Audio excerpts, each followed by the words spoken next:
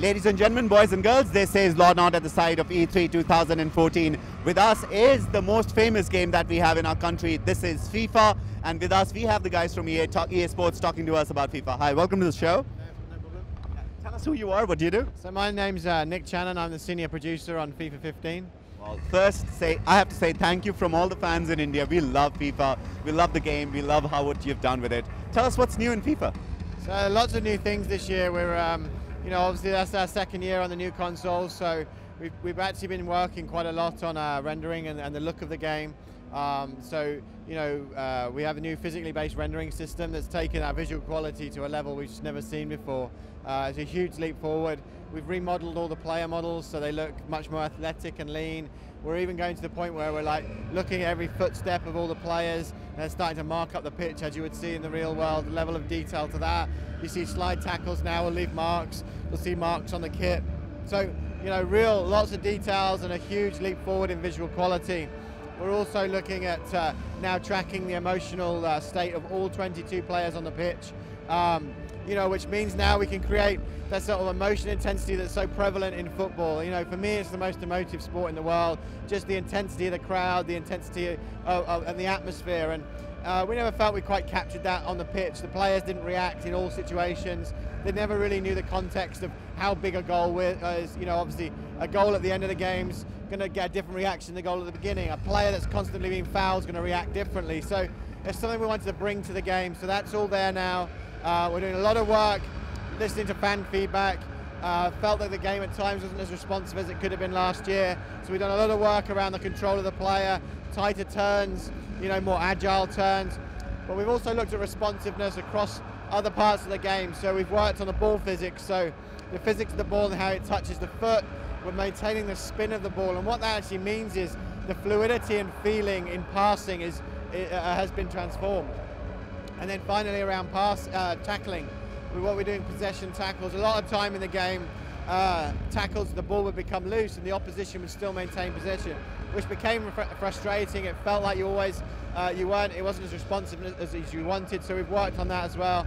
And then finally a lot of work in the AI.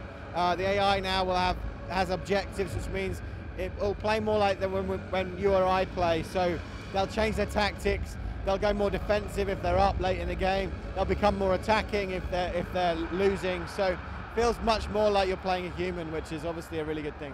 That's so many brilliant changes that have come in. One of the ones I've been looking forward to is every stadium will feel different, right? So if I'm playing at the Cop or I'm playing at some other place, it'll be very, very different everywhere. Yeah, no, definitely. We've got a lot more sort of personality in there around, you've got the Cop at Anfield, not only got the animation, but the sound. You'll never walk alone, you'll see with the animation, they're all tied together now. You see at the Bombonera, the sort of South American feel, the crowds bouncing up and down, trying to shake the stadium, the yellow wall at Dortmund. So really adding to the personality and feeling of the game. Yeah, I think, that's the big thing about FIFA. You can feel that there's emotion into the game. Yeah. Absolutely, and I think, like I say, I mean, for me, the sport football is so emotive, and again, like I said before, that at times that it didn't feel like the players were reacting to the situation, so we wanted to make sure that happened. If you get a reaction like around a foul or things like that, again, that's what you see on TV. That's such a big part of the game, is players reacting. We wanted to bring that into FIFA this year. Well, yeah, and one last comment on this was even the commentary's changed, and it'll go ahead and respond to fouls being committed much better than... Yeah, so the commentary, we always try and everything that we do is supported with new commentary. We do a lot of new recording every year. This year's no different. In the build that you're playing here, a lot of it isn't in yet. So, it really helps tell that story. And, I think we sometimes forget just how big a part the commentary plays in telling the story of the game. Well, probably my second last question is, one of the big things when FIFA becomes really competitive at the house level or at the club level, as a video game or at the everyone picks Real Madrid, right? Do you think it's going to be the same this year? Yeah, I mean, ultimately, we don't want to stop anyone from picking the team that either their favorite team or the team that they feel that they like playing. So, a lot of people choose Real Madrid, a lot of people will choose Barcelona, Bayern. So ultimately, everyone has a choice. Ultimately a lot of people will choose Real Madrid, and obviously they're a great team, so I don't see that changing. Well, there you go, guys. My last question, and this is the big one. When do we get our hands on this? So later on this year, we haven't announced the exact date yet, but it'll be around the fall. Oh, there you go. You heard it here. Lord Nod from E3 signing off, and thanks for being on the. Nice to meet you. Thank you.